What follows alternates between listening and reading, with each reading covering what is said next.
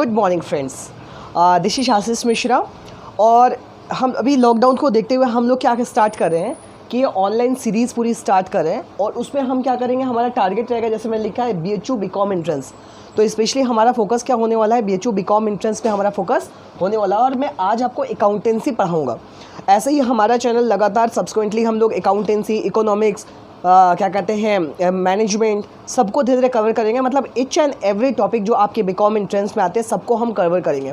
हमसे जुड़े रहने के लिए हमारे चैनल को लाइक करें, शेयर करें और सब्सक्राइब करें। क्लियर है? तो फर्स्ट टॉपिक आज मैं आपको पढ़ाने वाला हूँ। सबसे पहले मैं आपको डबल एंट्री सिस्टम, जो कि पूरे के पूरे अकाउंटेंसी का बेस होता है, उसके बारे में मैं आपको बताने जा रहा हूँ। क्लियर है? तो सबसे पहले किसको हम father of double entry system कहते हैं, तो वो हमारे लुका पेसियोली हैं। लुका पेसियोली को हम father of double entry system कहते हैं। ठीक है? इनकी फर्स्ट बुक कौन सी आई थी? डी कंप्यूटिसेट स्क्रिप्चरिस आई थी। कब आई थी? 1494 में इनकी बुक डी कंप्यूटिसेट स्क्रिप्चरिस आई थी। ठीक है? बेसिकली ये जो बुक थी आपकी, ये आपकी अर्थमेटिक्स मानी मैथमेटिक्स की बुक थी। ठीक है? अंक गणित की बुक थी, जिसके लास्ट में दोहरा लेखा प्रणाली के कुछ नियमों का उल्लेख किया गया था। ठीक है? कब आई थी? 1494। याद क्या रखना है आपको कि ये बुक 1494 में आई थी। और कौन इसके ऑथर थे? ये लुका पेसियोली इसके क्या कहते हैं, ऑथर थे। और इसी को, हाँ, तो मैंने आपको क्या बताया स्टूडेंट, बेसिकली तो 1494 में ये बुक छपी थी, डी कंप्यूटिसेट स्क्रिप्चरिस। अच्छा, उसके बाद कई सारे क्या कहते हैं वर्जन्स आते गए, लेकिन आपको याद क्या रखना है बेसिकली, क्योंकि हम किसकी ट्राई कर रहे हैं, BHU BCom एंट्रेंस की। और इस बार हमें BHU BCom में सिलेक्शन लेना ही लेना है। क्लियर है? तो हमने क्या बताया आपको, father of double entry system Luca Pacioli. अच्छा, फर्स्ट बुक कौन थी? डी कंप्यूटिसेट स्क्रिप्चरिस, जो कि कब आई थी? 1494 में। ठीक है? अब मैं आपको सबसे पहली जो इनिशियल डेफिनेशन जो हम लोग के दिमाग में, हमारे फिंगर टिप में जिसे कहते हैं होने चाहिए, जिसे क्या कहते हैं हम लोग, बुक कीपिंग। और हिंदी वाले स्टूडेंट के लिए बता दो, इसे हम पुस्त पालन के नाम से जानते हैं। जैसे अभी मैं बहुत ज़्यादा इसको क्या कहते हैं खतरनाक बनाने वाला नहीं हूँ, कॉम्प्लिकेटेड नहीं बनाऊंगा। मैं सिंपली इसको मैं डिफाइन करता हूँ कि recording financial transaction in a systematic manner. अच्छा, आपकी बुक में लिखा होगा कि जो भी क्या कहते हैं सौदे और घटनाओं होते हैं, उसको निश्चित बुक में, निश्चित पुस्तकों में, निश्चित नियमानुसार, तिथिवार, निश्चित नियमों के अनुसार हम जो रिकॉर्ड करते हैं उसको हम बुक कीपिंग करते हैं। लेकिन अगर एक वर्ड में कहना चाहें तो recording financial transaction in a systematic manner is a book keeping. अच्छा, इसी वीडियो में, ठीक है, बुक कीपिंग के अलावा भी कई सारे अकाउंटेंसी के अकाउंटिंग की भी डेफिनेशन होती है। तो इसके बाद हम आपको अकाउंटिंग की डेफिनेशन अभी समझाते हैं, फिलहाल आप इसे नोट कर लो पहले। ठीक है? ओके, आई होप कि हमने जो लास्ट में बुक कीपिंग का जो मीनिंग आपको बताया था, आपने उसे नोट कर लिया होगा। अब हम चलते हैं फिर अकाउंटिंग की तरफ। हम लोग अकाउंटिंग के बारे में समझते हैं। तो लेट मी टेल यू कि सबसे पहले जो सबसे अच्छी जो डेफिनेशन है, जो आप आसानी से याद कर लेते हो और जिसको आसानी से समझाया जा सकता है, वो है अकॉर्डिंग टू AICPA। आप लोगों में से कई लोग पूछेंगे सर ये AICPA क्या है? तो AICPA का मतलब होता है American institute of certified public accountants. याद रखेंगे, मैं फिर से रिपीट करता हूँ, आप लोग लिख लीजिए, American institute of certified public accountant. अच्छा, उन्होंने अकाउंटिंग की डेफिनेशन बहुत अच्छी दी कि accounting is an art of recording, classifying and summarising all transaction and event which are in part or at least of a financial character and interpreting the result thereof. अच्छा, एक और line यहाँ पे जोड़नी चाहिए थी, which can be expressed in terms of money, है ना? यहाँ पे एक लाइन मिस हो गई है, आपको याद होना चाहिए, एक लाइन और जोड़नी चाहिए, विच can be expressed in terms of money. चलो मैं एक एक करके पूरा इसको एक्सप्लोर करते हैं कि ये है क्या। ठीक है? तो अकाउंटिंग को एक आर्ट बताया गया। क्या आर्ट बताया? जिसमें हम क्या करते हैं, रिकॉर्ड करते हैं जितने भी ट्रांजेक्शन और इवेंट। देखियो, आपको दो चीज़ें यहाँ पे बताई गई हैं। क्लियर है? आपको दो चीज़ें यहाँ पे बताई गई हैं, एक तो ट्रांजेक्शन, दूसरा इवेंट। ठीक है? हिंदी वालों के लिए समझ लें, इसको कहते हैं हम लोग सौदे और घटनाएं। क्लियर है? अभी सौदे और घटनाएं में अंतर क्या होता है, ध्यान से समझना। देखो, हम जो बिजनेस में ट्रांजैक्शन करते हैं ना, बिजनेस में सेल परचेज करते हैं और हमारा, ठीक है, तो वो जो ट्रांजैक्शन होता है, जो सौदे होते हैं, हमारे लेन देन होते हैं, एक्सचेंज होते हैं, वो तो हमारे ट्रांजैक्शन कहलाते हैं। लेकिन उनका जो रिजल्ट होता है, उनका जो परिणाम आता है, उनको हम इवेंट कहते हैं। बात समझ में आ रही है? क्लियर हो रहा है? मान लीजिए हमने बिजनेस ऑपरेट किया तो वो ट्रांजैक्शन हो गया, ट्रांजैक्शन किया हमने, बिजनेस ऑपरेट किया। अभी उस ट्रांजैक्शन के परिणाम स्वरूप या तो हमें प्रॉफिट होगा या तो हमें लॉस होगा। क्लियर है? तो वो प्रॉफिट और लॉस क्या हो जाएगा, हमारे इवेंट हो जाएंगे। मतलब अगर हम शॉर्ट में बोलें तो हमारे जो इवेंट होते हैं वो हमारे ट्रांजैक्शन का परिणाम होते हैं, उसका रिजल्ट होते हैं। तो हम इन दोनों को क्या करते हैं, पहले रिकॉर्ड करते हैं। रिकॉर्ड करते हैं किसमें, हम लोग जर्नल बना के, जर्नल की सहायक बहियों में ना, सब्सिडरीज ऑफ जर्नल में क्या करते हैं उनको हम रिकॉर्ड करते हैं। अच्छा, आप मेरे से बता सकते हैं कितने होते हैं जर्नल की सब्सिडरीज? कुल स्टूडेंट 8 जर्नल की सब्सिडरीज होती है। नहीं पता तो नाम सुन लो फटाफट, और वैसे भी हम लोग उसको सब्सिक्वेंटली पढ़ते चलेंगे। अगर सिलेक्शन पाना है तो ये सभी के नाम आपको फिंगर टिप पे रटे होने चाहिए। क्लियर है? और हम अपनी इसी क्लासेस में आपको आगे भी इनके बारे में डिटेल में बताएंगे और उनका कैसे फॉर्मेट होता है सबके बारे में हम आपको बताते चलेंगे। तो कौन कौन से, ध्यान से सुन लो। Purchase book, sales book, purchase return book, sales return book, bills receivable books, bills payable book, okay, bills payable book. Then after आपका कैश बुक, और लास्ट आपका क्या हुआ, कैश बुक के अलावा लास्ट क्या हुआ आपका, जनरल प्रॉपर। क्लियर है? Journal proper. मैं फिर से रिपीट कर रहा हूँ, purchase book, sales book, purchase return, sales return, bills receivable book, bills payable book, cash book और जनरल प्रॉपर। ये आपके 8 जनरल की सब्सिडरीज होते हैं, आपको याद होना चाहिए। तो उसमें हम क्या करते हैं, रिकॉर्डिंग करते हैं। अच्छा, लेजर बना के क्या करते हैं, उसको क्लासीफाई करते हैं। अच्छा, क्लासीफाई करना ना हिंदी में कहते हैं वर्गीकृत। आपने एक पोस्टमैन को देखा होगा ना, सिंपल सी बात है, हर कोई पोस्टमैन को जानता है। तो अलग अलग जो एरियाज़ में जो लेटर जाते हैं, पोस्टमैन क्या करते हैं, उसको अलग अलग एरियाज़ के अकॉर्डिंग उसको छांट लेते हैं। क्लियर है? जैसे मान लीजिए एक पोस्टमैन है, उसको लेटर बॉक्स में लेटर निकाला, ठीक है, और देखा कि अलग अलग एरियाज़ के लेटर है। क्लियर है? एक तो कानपुर जाने वाला है, कुछ लखनऊ जाने वाले, तो कानपुर जाने वाले की जो लेटर उनको एक पोस्ट का ढेर बनाएगा, लखनऊ जाने वाले का ढेर अलग बनाएगा। सेम यही काम हम क्लासिफिकेशन भी करते हैं, है ना। कंफ्यूज होने के जाते हैं हम, यहाँ पोस्टमैन नहीं बन जाते हैं। क्लियर है? तो एक ही अकाउंट से रिलेटेड जितने ट्रांजैक्शन होते हैं उनको हम एक जगह एंट्री करते हैं, एक जगह दिखाते हैं। जैसे कैश से रिलेटेड सारे ट्रांजैक्शन कैश में दिखा दिया, ठीक है, बात समझ में आ रही है। उसके बाद जो आपके परचेज से रिलेटेड हो गया, परचेज में दिखा दिया, ठीक है। तो ये सारे काम हम करते हैं।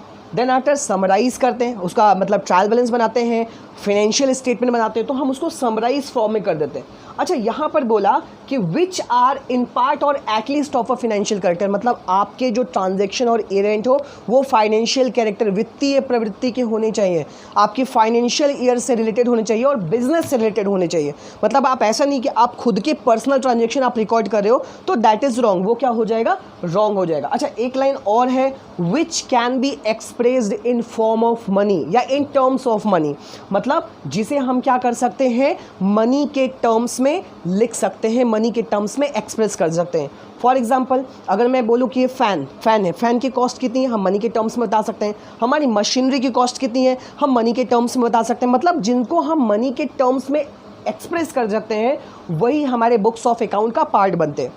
इन शॉर्ट, अगर हम मनी के फॉर्म में नहीं एक्सप्रेस कर सकते, उसको हम नहीं बता सकते, मनी में वैल्यू नहीं डिफाइन कर सकते, तो वो कभी भी हमारे बुक्स ऑफ अकाउंट का पार्ट नहीं होगी, उसको कभी भी हम बुक्स ऑफ अकाउंट में रिकॉर्ड नहीं करेंगे। फॉर एग्जांपल, मैनेजर की हेल्थ हो गई, है ना, कि मैनेजर की हेल्थ, अगर आप कह सकते हो क्या कि मैनेजर की हेल्थ 5 रुपये की है या 5000 की है, नहीं, जबकि मैनेजर की हेल्थ कैसी है, उसका मतलब क्या कहते हैं, मेंटल लेवल क्या है, वो प्रेशर में फ्रस्ट्रेटेड तो नहीं है, ये पूरी चीज़ें बहुत ही इंपॉर्टेंट रोल प्ले करती हैं किसी के बिजनेस के सक्सेस में या उसके फेल्योर में, है ना। मैनेजर कितना अच्छे से काम करता है, लेकिन अगर मैनेजर ठीक है तो उसको लेके, क्योंकि हम मनी के टर्म में नहीं डिफाइन कर सकते, तो बुक्स ऑफ अकाउंट में नहीं दिखाते। अच्छा, तो अभी क्या समझ में आया कि accounting is an art of recording, classifying and summarising all transaction and event which are in part or at least of a financial character and which can be expressed in terms of money and interpreting the result thereof। Last में देखना, interpretation, उसकी व्याख्या करना, मतलब केवल आपने financial statement बना लिया या रिकॉर्ड कर लिया उससे काम नहीं चलेगा। आप ये जो इसको व्याख्या करना कि अगर प्रॉफिट हुआ है तो क्यों, लॉस हुआ है तो क्यों, फर्म किस दिशा में जा रही है, उसका डायरेक्शन क्या है, क्या सब्सिक्वेंट उसका एक्सपेंशन, उसका विस्तार किया जा सकता है कि नहीं, ये सभी चीज़ों को हम वहाँ पे इंटरप्रेट करते हैं। इंटरप्रेट में हम लोग क्या करते हैं, रेशियो एनालिसिस निकालते हैं, कैश फ्लो बनाते हैं, फंड फ्लो बनाते हैं, मतलब जो मैनेजरियल अकाउंटिंग से रिलेटेड होता है वो सारे काम यहाँ पर करते हैं और इंटरप्रेट करते हैं कि आखिर क्या मतलब हुआ, क्या किस दिशा में जा रही है। क्लियर है? तो ये पूरा आपका अकाउंटिंग का पार्ट होता है। आई होप आपको ये क्लियर हो रहा होगा। प्लीज़ आप इसे नोट कर लीजिए, फिर हम लोग इसको आगे चलेंगे, ठीक है। फटाफट नोट कर लीजिए इसे आप।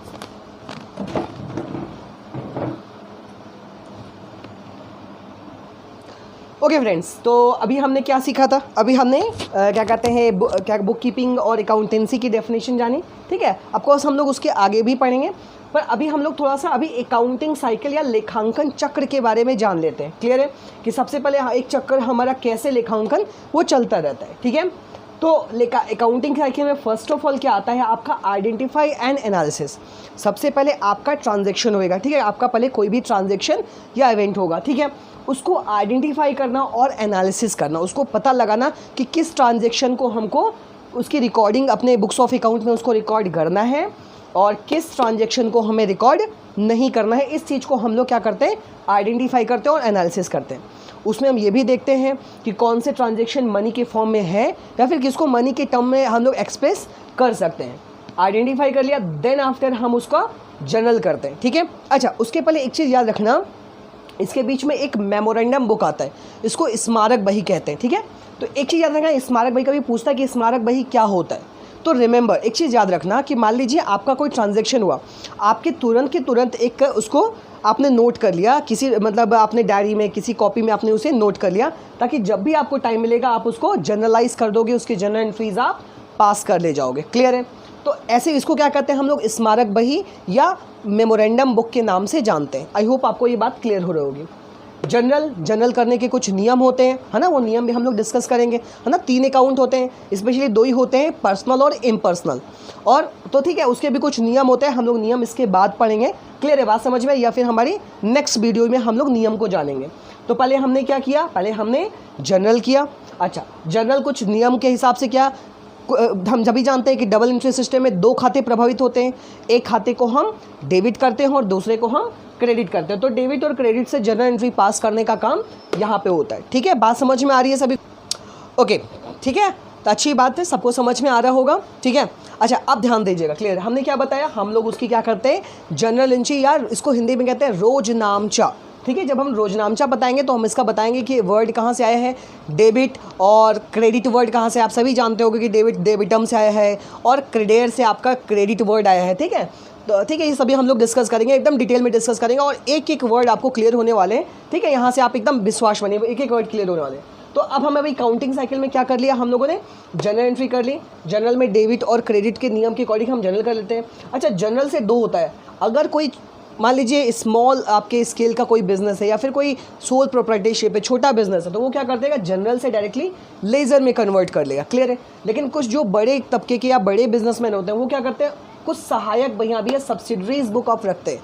हमने अभी आपको बताया था कि सब्सिडरीज 8 बुक होते हैं, सेल्स बुक, परचेज बुक, वो आपको अच्छे से याद होगा। और देन आफ्टर हम क्या करते हैं, सब्सिडरीज से हम क्या करते हैं, लेज़र में पोस्टिंग करते हैं, इसे हम खतौनी करना कहते हैं। अच्छा, एक चीज़ आप नोट करके लिख लो, एक क्वेश्चन लास्ट टाइम आया था कि which is the king of accounts, किसे हम अकाउंट्स का, खातों का राजा कहते हैं। तो laser is the king of account. Laser क्या है, अकाउंट्स का राजा माना जाता है लेज़र को, और कहा जाता है। क्यों? क्योंकि जितने भी खाते हैं वो अगर एक बार जनरल नहीं भी होंगे तो लेज़र में आएंगे ही आएंगे, उनका बैलेंस निकालने के लिए उनको लेज़र में आना ही पड़ेगा। That's why it is called the king of account. अच्छा, अब आगे चलते हैं, ध्यान देना। देन आफ्टर लेज़र से हम कहाँ मूव करते हैं, ट्रायल बैलेंस या परीक्षा सूची की तरफ मूव करते हैं। यहाँ पे हम 2 तरह के ट्रायल बैलेंस बनाते हैं, एक तो अनएडजस्टेड ट्रायल बैलेंस, असमायोजित तलपट, दूसरा समायोजित तलपट। ध्यान देना, ये दोनों क्या होता है, दोनों का समझना। एक हमने क्या बनाया, अनएडजस्टेड में किसी भी प्रकार का एडजस्टमेंट नहीं किया होता है। देन आफ्टर हम एडजस्टिंग एंट्रीज करते हैं और देन आफ्टर हम फिर एडजस्टेड ट्रायल बैलेंस बनाते हैं। अब आपका मन में आ रहा होगा सर ये एडजस्टमेंट क्या होता है, तो लेट मी टेल यू, कुछ ऐसे ट्रांजैक्शन होते हैं जो हमें वर्ष के अंत में पता चलते हैं, हमें लास्ट में पता चलता है कि हाँ वो ट्रांजैक्शन है, और देन आफ्टर हम उसको बुक में एडजस्ट करते हैं या समायोजित करते हैं, है ना। बात समझ में आ रही है? अच्छा, हमें पता कैसे चलेगा, जैसे let me suppose closing stock, ये एक ऐसा ट्रांजैक्शन, क्लोजिंग स्टॉक ऐसा है जो हमें वर्ष के अंत में ही पता चल पाएगा कि हमारी क्लोजिंग स्टॉक या अंतिम रहतिया कितनी बची, है ना। शुरुआत में हमें ऐसा कोई हम डिटरमाइन करके नहीं चलते कि हमारी इतनी ही क्लोजिंग स्टॉक होएगी। तो उसके बाद एडजस्टेड, ठीक है, अनएडजस्टेड, देन एडजस्टिंग एंट्रीज होती है, एडजस्टमेंट की एंट्रीज हम सब देखेंगे उसको, और देन आफ्टर हम एडजस्टेड ट्रायल बैलेंस बनाते हैं ना। आपने अगर फाइनल अकाउंट बनाया होगा तो आपने देखा होगा कि नीचे उसके इन्फॉर्मेशन होती है कि ये सभी चीज़ों को एडजस्ट करना है, और तब आप फाइनेंशियल स्टेटमेंट बनाते हो। सर फाइनेंशियल स्टेटमेंट में आप 3 चीज़ें मुख्यतः बनाते हो। 3 चीज़ें मैंने क्या बताया, 3 चीज़ें मेनली आप प्रिपेयर करते हो। कौन कौन से? Trading, PL, balance sheet. Trading, PL और बैलेंस शीट। आप क्या करते हो?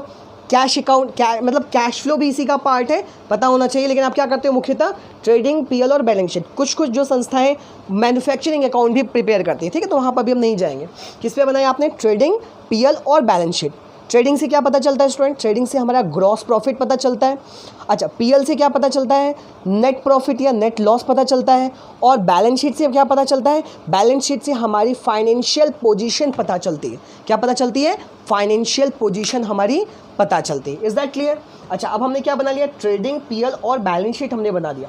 देन आफ्टर अब हमें पता है कि कुछ एंट्रीज ऐसी होंगी जो यहीं पे क्लोज हो जाएंगे, जो इसी फाइनेंशियल ईयर से रिलेटेड वो यहीं पर क्लोज हो जाएंगे।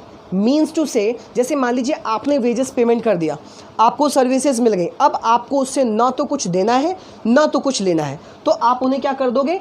क्लोज कर दोगे। क्लियर है? आप उसे क्लोज कर दोगे, फाइनली वो क्लोजिंग एंट्रीज हो जाएंगी।